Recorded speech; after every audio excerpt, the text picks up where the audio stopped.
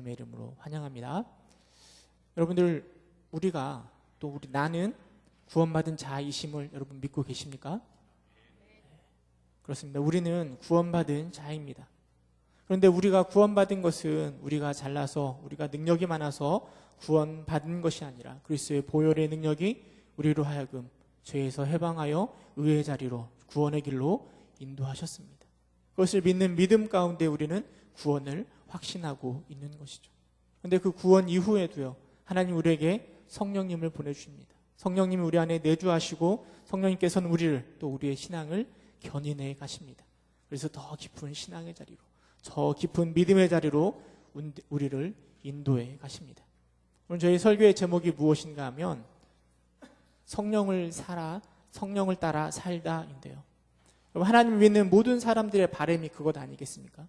성령을 따라 살아가는 것, 성령의 충만함 가운데 우리 안에 내주하시는 성령님의 인도함을 받아 살아가는 것, 이것이 바로 오늘 이 자리에 모여있는 우리의 바람일 것입니다. 그렇다면 오늘은 그 성령을 따라 살아가는 것이 무엇인지 좀 더 깊이 생각하고 나누고자 합니다. 여러분들은 성령을 따라 살아간다라고 했을 때 그 모습이 어떠할 것이라 상상하십니까? 무엇이 성령을 따라 살아가는 자의 모습일까요? 많은 사람들은 성령을 따라 살아간다고 할 때 어떤 신령한 것들을 상상합니다.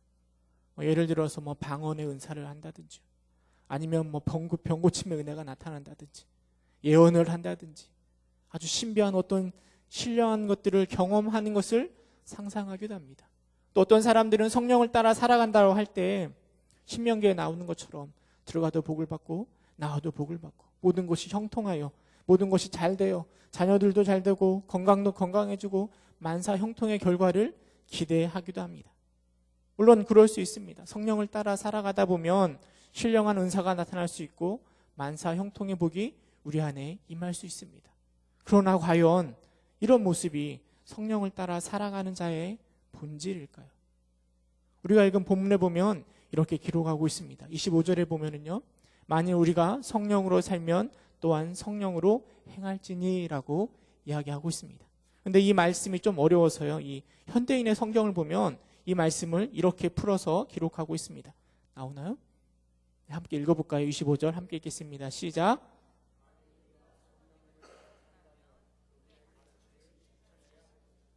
현대인의 성경에 보면 성령을 따라 살아간다는 것을 무엇이라고 이야기하는가 하면 그분의 가르침, 성령님의 가르침을 실천하며 살아가는 것이 곧 성령을 따라 살아가는 것이라 라고 이야기하고 있고요. 하나님의 성령님의 가르침을 따라 살아가는 것이 바로 우리가 이렇게 꿈꾸는 성령의 인도함을 받는 자의 모습일 것입니다. 여러분, 성령의 가르침이 그렇다면 무엇일까요? 우리 안에 내주하시는 성령님은 우리에게 무엇을 가르쳐 주실까요?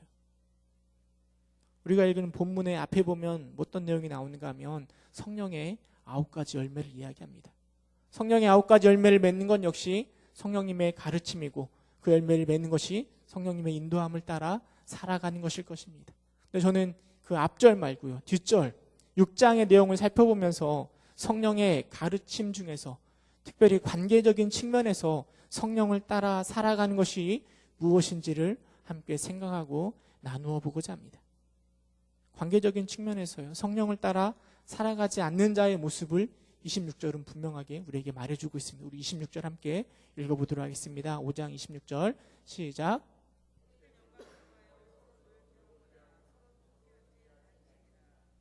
헛된 영광을 구하여 라고 이야기하는데요, 헛된 영광 앞에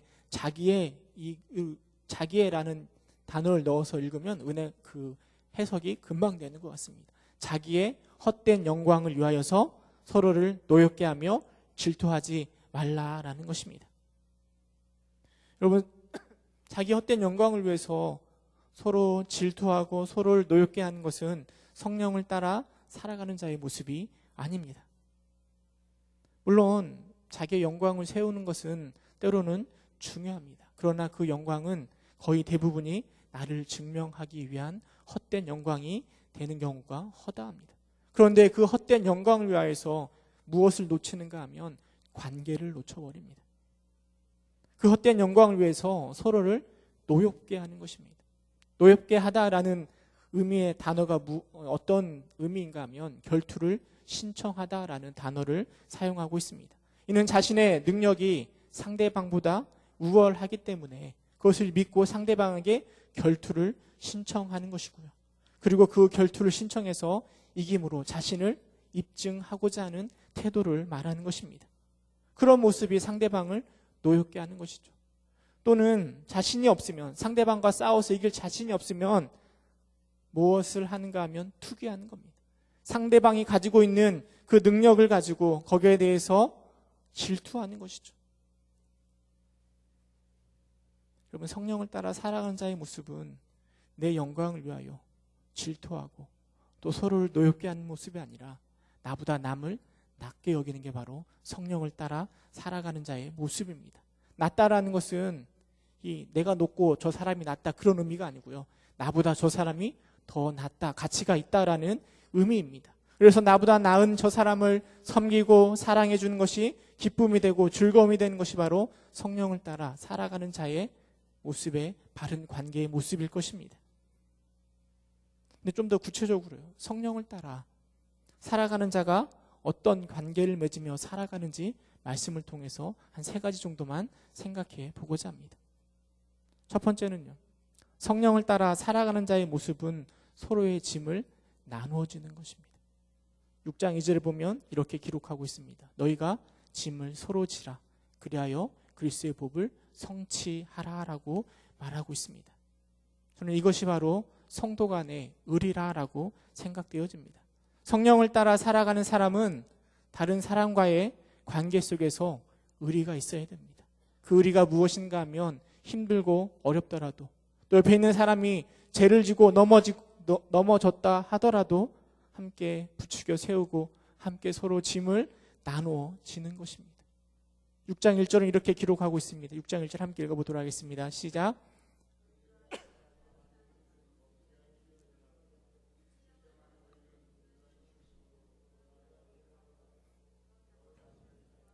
너도 시험을 받을까 두려워하라. 그럼 여기 한 형제가 있습니다. 그런데 그 형제가 용서할 수 없는 죄를 범하였습니다. 여러분들은 어떻게 그 형제에게 반응하시겠습니까? 반응은 크게 2가지로 생각해 볼 수 있습니다. 첫 번째는 그 형제를 비난하는 것입니다. 그의 잘못된 실수에 대해서 왜 그런 실수를 하였는지, 왜 그런 죄악을 저질렀는지 비난하는 것입니다. 어찌 보면 이것은 당연한 것이라 생각할 수 있습니다. 요즘에 TV에 보면 인사청문회 이야기가 많이 나오잖아요. 야당이 너무 이렇게 비난하는 것을 보면 하는 걸 보면서 너무 하는 것 아닌가 하는 생각이 들기도 하는데요. 여러분, 그 모습이 바로 우리의 모습입니다. 야당인지 여당인지에 따라서 보는 시각이 달라지는 것처럼요. 이 나를 대할 때는 늘 한결같이 부드럽게 늘 감싸 안으면서 대합니다. 그런데 다른 사람들을 바라볼 때는 어떻게 해서든지 그 비난하려고 하고 그 비난함에는 주저함이 없는 그 모습이 바로 우리의 모습이지 않습니까? 때로는 우리의 형제를 바라볼 때, 잘못된 모습을 바라볼 때 우리는 때로는 비난합니다. 또 어떤 사람들은 그냥 덮어두고 넘어가려고 합니다. 은혜로 넘어가려고 합니다. 사람들이 다 그런 것이지 뭘 굳이 끄집어내려고 하는가. 좋은 게 좋은 거야 라고 이야기하면서 거기다 하나님의 은혜를 갖다 대면서 그냥 넘어가자라고 이야기합니다. 그러나 그런 모습을 곰곰이 들여다보면 죄를 지은 형제를 향한 사랑의 마음이기보다는 괜히 긁어서 부스럼 내는 게 귀찮아가지고 그 형제에 대한 무관심 속에서 그렇게 그냥 넘어가려고 하는 건 아닌지 생각해 보게 됩니다. 그러면 성령님의 인도함을 따라 살아가는 자의 모습은 결코 그런 모습이 아닐 것입니다. 성경은 무엇이라 이야기하는가 하면 온유한 심령으로 그러한 자를 바로 잡는 것이라 라고 이야기합니다. 무조건 은혜로 넘어가는 것이 아니라 분명하게 그 죄에 대해서 이야기해야 됩니다. 그러나 그것을 온유한 심령으로 해야 한다라고 말하고 있습니다. 물론 그 온유한 심령으로 하는 것이 때로는 책망이 될 수도 있고 징계도 될 수 있습니다. 그러나 그 목적은 비난이 되어서는 안 됩니다. 그렇게 하는 이유는 그 사랑하는 형제를 바로 잡기 위함이라는 것이죠. 이게 바로 서로의 짐을 나눠주는 것, 그래서 그리스도의 법을 성취하는 것 아니겠습니까? 그 짐을 함께 짊어짐으로 때로는 범죄한 그 사람이 짊어져야 될 짐을 우리가 짊어질 수도 있습니다. 때로는 그 사람이 범죄한 것 때문에 나타나는 결과들을 우리가 함께 나눠질 수도 있습니다. 그러나 그렇게 해서 그리스도의 법을 성취하는 것입니다. 물론 성경에 보면 온유한 심령, 또 나눠지는 것이 무엇인지 아주 구체적으로 우리에게 말해주고 있지는 않습니다. 그러나 성령을 따라 살아가는 자가 다른 사람을 어떻게 대해야 할지를 우리에게 분명하게 말해주는 것입니다. 온유함으로 그들을 대하고 그를 바로 세우고 그리고 그로 하여금 바른 길을 갈 수 있도록 인도하는 것이고, 그리고 그 사람을 위하여 그 짐을 함께 나누어 주는 것. 내 헛된 영광이 우선시하는 것이 아니라 그 사람을 바로 세우는 것이 우선시하는 그런 서로의 짐을 나눠줄 줄 아는 것, 이것이 바로 성령을 따라 살아가는 자의 의리가 아니겠습니까? 이것이 바로 성경이 우리에게 말하고 있는 내 이웃을 내 몸처럼 사랑하라라는 모습 아니겠습니까? 어떤 두 전도자가요, 추운 겨울날 히말라야 산맥을 건너가고 있습니다. 날씨가 너무 추워 이 건너가는 것이 무척 힘듭니다. 근데 두 사람이 길을 가다가 어떤 사람을 만났는가 하면 쓰러져 거기 죽어가고 있는 사람을 만납니다. 두 전도자가 이야기합니다. 우리가 이 사람을 끌고 가면 죽을지 모르니까 우리 내버려 두고 갑시다. 한 사람 이야기하고요. 한 사람은 그럼에도 불구하고 우리는 이 사람을 끌고 가야 됩니다 라고 이야기합니다. 그래서 결국에 한 사람은 그냥 지나쳐 갔고요. 그리고 다른 한 사람은 그 사람을 업고 히말라야 산맥을 건너갑니다. 한 사람을 업고 가던 그 사람이 한참 길을 가다가요, 누굴 만났는가 하면 먼저 간 사람을 만났습니다. 근데 그 사람은 이미 차갑게 죽어버린 후에입니다. 그러나 한 사람 업고 갔던 그 사람은 서로의 체온으로 인하여서 결국 그 산을 넘어 그 건너편으로 건너갔다는 이야기를 우리는 잘 알고 있을 것입니다. 여러분, 성령을 따라 살아가는 자의 모습, 다른 사람과의 관계 속에서 생각해 볼 때 그것은 다른 사람의 나쁨과 좋음을 바라보고 판단하는 것이 아니라, 달면 삼키고 쓰면 뱉어버리는 그런 모습이 아니라 서로의 짐을 함께 짊어지고 함께 더 좋은 자리를 향하여 나아가는 것, 이것이 바로 성령을 따라 살아가는 자의 모습입니다. 물론 때론 살아가다 보면 저 인간 왜 태어났나, 저 사람 왜 나랑 함께 이렇게 사사건건 부딪힐까 하는 생각을 들게 하는 사람들을 만나기도 합니다.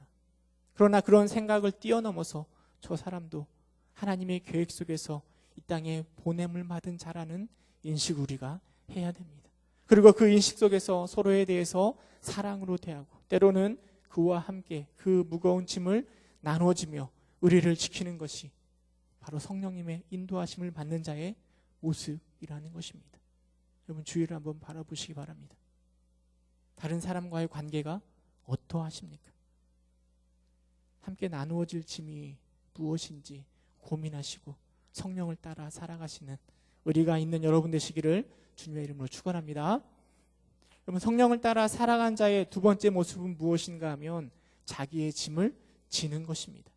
저는 이것이 나와의 관계 속에서 겸손으로 나타난다라고 말하고 싶습니다. 3절에 보면 이렇게 이야기합니다. 만일 누가 아무것도 되지 못하고 된 줄로 생각하면 스스로 속임이라. 현대인의 성경에 보면은요, 좀 말이 어려워서 이렇게 바꿔놨습니다. 6장 3절에 보면 함께 읽어볼까요? 제가 읽도록 하겠습니다. 아무것도 아니면서 대단한 사람이나 되는 것처럼 생각한다면 그것은 자기를 속이는 것입니다 라고 6장 3절은 번역하고 있습니다. 제가 청년회 때는 조금 굉장히 비판적이었습니다. 제가 전주의 한 교회에서 신앙생활을 했었는데요, 가끔씩 본이 되지 못하는 목사님이나 장로님을 바라보면서 많이 비판을 했습니다. 물론 제가 너무 소심해가지고 드러내놓고 비판하지는 않았는데요, 왜 저렇게 하실까라는 생각 속에서 막 흥분했던 기억이 납니다. 그리고 저는 스스로 생각하기를, 제가 나중에 그때는 목사가 될 거라고 생각도 못했으니까 장로가 되면 저보다는 한 100배는 더 잘할 수 있겠다, 그런 생각을 많이 했었습니다. 내가 이렇게 어른이 되면, 연륜이 차면 사람들에게 존경받는 그런 아주 뭐라고 할까요, 인기 좋은 성도가 될 거야, 그렇게 상상했었습니다. 그래서 교회를 이렇게 바꿔가야지, 이런 생각도 많이 했었거든요. 근데 제가 이제 벌써 40이 되어버렸고 40이 넘었고 또 장로가 아니라 목사가 되었잖아요. 그런데 저의 모습을 곰곰이 생각해 보면 변화된 게 없습니다. 청년의 때랑 지금이랑 물론 변하긴 하였죠. 그런데요, 그 변화가 너무나 더딥니다. 느려도 이렇게 느릴 수가 없습니다. 좀 해결된, 좀 거룩한 모습을 좀 쌓아놓은 것 같은데 돌아서면 금방 죄악의 모습으로 나아가는 저의 모습을 바라볼 때가 한두 번이 아닙니다. 오히려 청년의 때보다 그 순수한 열정들이 다 사라져버린 것 같습니다. 목사라는 타이틀 가지고 마치 제가 뭐나 된 것처럼 착각할 때도 참 많은 것 같습니다. 성경 우리에게 분명하게 이야기합니다. 아무것도 아닌 사람이 무엇이나 된 것처럼 행동한다면 스스로를 속이는 것이라 라고 이야기합니다. 전 이것이 바로 자신에 대해서 철저한 겸손의 자세를 갖춰야 된다라고 말하고 싶습니다. 이런 삶이 바로 성령을 따라 살아가는 자, 그래서 자신을 대하는 태도 아닐까요? 그래서 늘 자신을 살펴보는 겁니다. 다른 형제가 범죄하는 모습을 보면서 비난하고 뭐 하는 것이 아니라 먼저 또 자신의 모습을 돌이켜보고 내가 혹시 그 죄악 가운데 놓여 있는 것은 아닌가 살펴보는 것이죠. 여러분, 다른 사람이 어떻게 신앙생활을 하는가 때로는 궁금할 때도 있습니다. 그러나 다른 사람과 자신의 신앙을 비교하면서 만족해하는 것처럼 어리석은 일은 없습니다.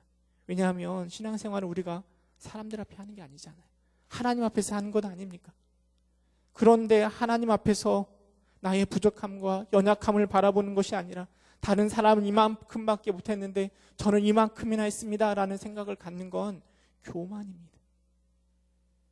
하나님의 요구하심 앞에, 하나님의 온전하심 앞에 우리가 얼마나 바르게 행동할 수 있겠습니까? 얼마나 하나님 앞에 내세울 것이 있겠습니까? 그러기에 우리는 하나님 앞에서 겸손히 각각 나의 일을 살피는 것이고 내가 감당해야 할 일이 무엇이 있는지, 낮은 자리든 높은 자리든 내가 감당해야 될 짐들이 무엇이 있는지 곰곰이 살펴보고 책임감 있게 그 짐을 짊어지는 것이 바로 성령을 따라 살아가는 자의 모습입니다. 그것이 바로 4절 5절에 말하고 있는 각각 자기의 짐을 지는 것 아니겠습니까? 교회를 보면은요, 자꾸 남는 사람들이 바보가 되는 것 같아 좀 때로는 속상할 때가 있습니다. 이게 무슨 말인가 하면 이 교회 안에서 사람들이 자꾸 이 핑계 저 핑계를 대면서 내가 짊어져야 될 짐을 다른 사람에게 자꾸 미루어 버립니다. 교회 구성체 안에서요, 내가 짊어질 짐을 내려놓으면 그 짐을 누가 짊어질까요? 누가 짊어질까요? 네. 핑계 못 대는, 도망갈 거리를 찾지 못하는, 그래서 그 자리에 남아있는 사람이 그 짐을 짊어지는 겁니다. 제가 청년 때요, 회장을 몇 번 했는가 하면 청년부 회장을 4번 했습니다. 20살부터 29살까지 청년부를 했는데요, 그 중에 4번을 했습니다. 첫 번째 회장 되고 두 번째 회장을 뽑았는데요, 그 회장이 도망쳐 버렸어요. 저는 하고 싶은 마음이 없었는데 어쩔 수 없이 그 회장을 했습니다. 제가 능력이 많아서 4번을 한 게 아니라 자꾸만 도망치고 저만 남아있다 보니까 청년 회장을 4번이나 했습니다. 제가 기쁜 마음으로 했으면 얼마나 감사하겠습니까? 근데 할 때마다 또 해야 돼. 아니, 나를 뽑은 애들이 너무 믿고 너무 싫은 마음으로 그 일을 감당했습니다. 우리가 혹시 그런 삶을 살아가고 있지는 않습니까? 하나님 앞에 내가 짊어져야 될 짐을 슬그머니 내려놓고, 이쯤이야 뭐 다른 사람이 하면 되지, 난 이미 다 됐는데, 그러면서 슬그머니 내려놓고 그냥 편안하게 살아가다 보니까 다른 사람이 그 짐을 짊어짐으로 고생하고 힘들어하고 넘어지고 있는 모습을 바라보지는 않습니까? 그러면 성령을 따라 살아가는 사람이라면 겸손히 내가 짊어져야 될 짐이 무엇인지를 살펴보아야 됩니다. 그리고 책임감 있게 그 짐을 짊어져야 됩니다.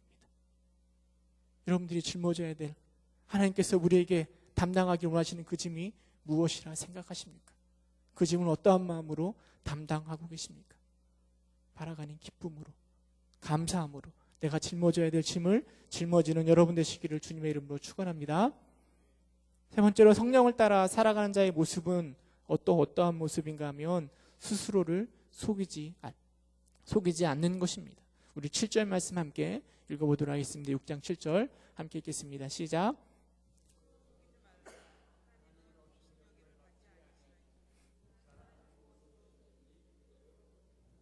저는 이 7절의 말씀을 보면서요, 이것이 바로 하나님과의 관계 속에서 정직해야 함을 말하는 것이라 생각되어집니다. 여러분들은 정직하십니까? 정직하신가요? 정직한가 안 한가를 따지기에 앞서서 정직이 무엇인가를 좀 생각해 봐야 될 것 같습니다. 여기서 제가 말하고자 하는 정직은 사실 그대로 말하거나 아니면 아닌 것을 말하지 않는 정도의 정직을 말하고자 하는 것이 아닙니다. 단순히 거짓을 말하지 않는 정직을 넘어서 어떤 결과를 얻으려면 그 결과를 얻을 만큼 준비를 해야 되고 노력을 해야 하는 것입니다. 이것이 바로 본문에 나와 있는 무엇으로 심든지 그대로 거두는 것, 그래서 스스로를 속이지 않는 정직 아니겠습니까? 그러니까 정직이라고 하면 내가 거짓말하지 않는 것을 넘어서요, 어떤 결과를 위하여서 내가 그만큼 수고하는 것을 정직하다라고 말할 수 있다라는 거죠. 그런 면에서 신앙은 정말 부정직한 것 아니겠습니까? 결코 구원의 자리로, 은혜의 자리로, 천국의 자리로 나아갈 수 없는 우리가 천국 갔잖아요. 하나님의 은혜로 우리는 저 천국에 나아갈 수 있습니다. 이게 바로 하나님께서 우리에게 부어주시는 말할 수 없는 은혜입니다. 그러나 하나님은 우리에게 이 은혜를 더하여 주기 위하여서 말할 수 없는 고통을 당하셨습니다. 그런데 우리는 이것으로 만족해하지 않는 것 같습니다. 육적인 것을 어떻게 해서든지 더 얻어보려고, 이미 우리에게 가장 좋은 것을 주신 하나님께 자꾸 다른 것을 조르고 있지는 않습니까?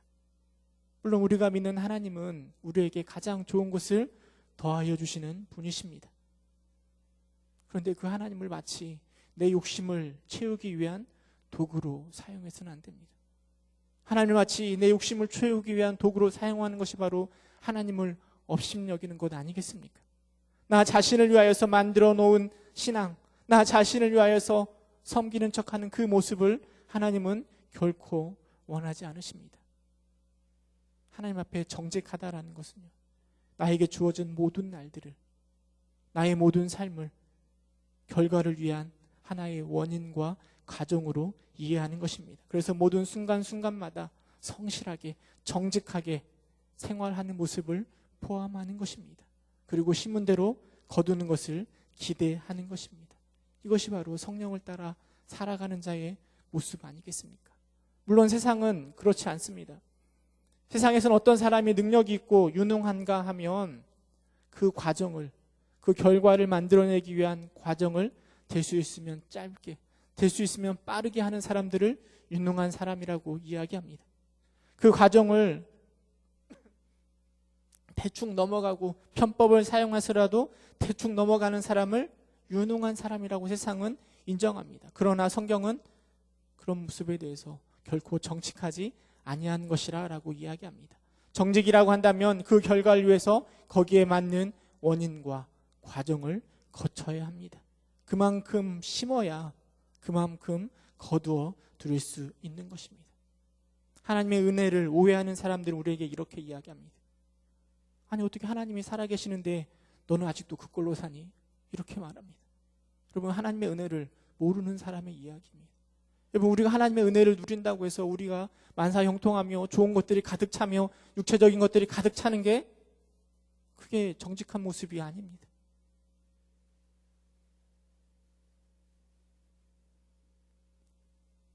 더 많이 심은다고 하여서, 아니 조금 심은다고 하여서 더 많은 것을 거두어 들려고 하는 것은 부정직한 겁니다. 육체적인 것을 심어놓고 영적인 것을 심어놓고 육체적인 것을 거두어 들려고 하는 것은 또한 이 역시 부정직한 것입니다. 하나님 우리에게 정직한 삶을 요구하십니다. 심은 대로 걷게 되는 거죠. 육체의 것을 심어놓았다면 육체의 것을 거두는 것입니다. 어떤 사람 육체의 것들을 많이 거두는 것에 대해서 부러워하지 마시기 바랍니다. 우리는 성경에 기록된 대로 영적인 것을 심어가는 것입니다. 때로는 그것들이 잘 안 거두어지는 것 때문에 마음이 상할 수 있습니다. 그러나 조급해할 필요가 없습니다. 하나님은 때가 이르면 우리에게 거두게 해주신다라고 말씀하고 계십니다.